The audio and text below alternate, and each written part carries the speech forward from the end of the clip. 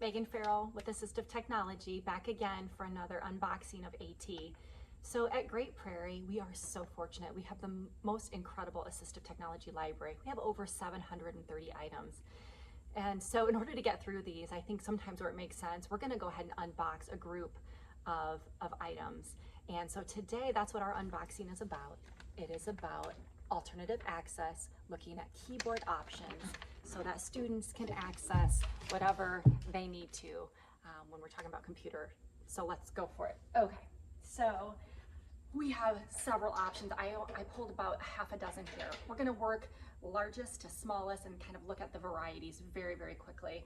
Okay, you can see I've got high contrast, large keyboard, black letters on yellow background with keys. I also have a mouse that would go with something like this. Clearly, this is gonna be wireless.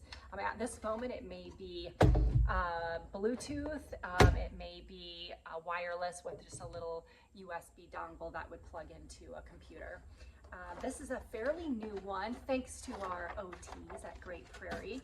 This is by AbleNet. It's called the Kinderboard. It's gonna be plug and play here, but again, look at these. The colors are so bright white letters. This one is fabulous. Talk to your OTs about checking something like this out.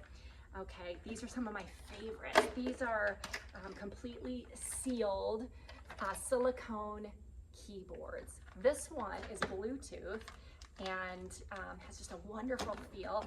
This one obviously is going to have a cable, USB cable plug and play. Okay, we have something as simple as this. This is just a Logitech keyboard. What's really cool about this one, it also is wireless, so you can cast it onto a large screen if an individual would need that. What I love is the integrated mouse trackpad right here. Also that I don't have such a distance to travel for some people that may have some weakness there and need just a compact keyboard. This is a fabulous choice. Okay, another awesome recommendation from our OTs is this Logic keyboard. This is for Mac and iPad systems only. I'm betting we could get one for Windows if we needed that, or Chrome OS. But again, I love not having to travel too far here. So a condensed keyboard, large letters in white with the black background, high contrast is excellent. And you can see that you can get it in a couple other options for high contrast there. Okay, let's go with this guy right here. This is just a mini half keyboard. What's really great for this, if you have like a one-handed typer here, this is fabulous for that. If I want to access the right-hand side of a traditional keyboard, QWERTY keyboard, I would just have to learn to hold down the space bar and access that whatever key that would be. So really quick to learn, but gosh, look at the access there we would have with something like that. And finally, and again, like I said, this is just a handful of what we have. This is for an iPad 13-inch screen. It's magnetic here, and now I've got access to a keyboard, and I can change and adjust my positioning of that tablet. So, that is it.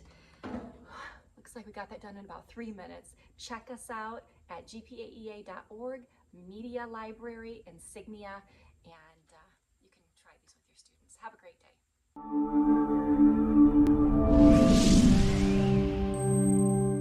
Hey, just one more minute. So I'm putting all these keyboards away and I'm thinking, I didn't really hammer the why in all of this. And the why is because our students need access to all 26 letters of the alphabet. And sometimes they can't do it with traditional means. So they might need an adapted keyboard to be able to write, to be able to communicate, to be able to research on a computer. So when I said earlier about giving access to a computer, that's true, but it's so much more than that. It's really about demonstrating knowledge through writing, or the ability to research, or honestly just to navigate a computer, to have some fun and maybe watch a YouTube video. But I just wanted to make sure that we were clear on the why. So there you go, that's the why.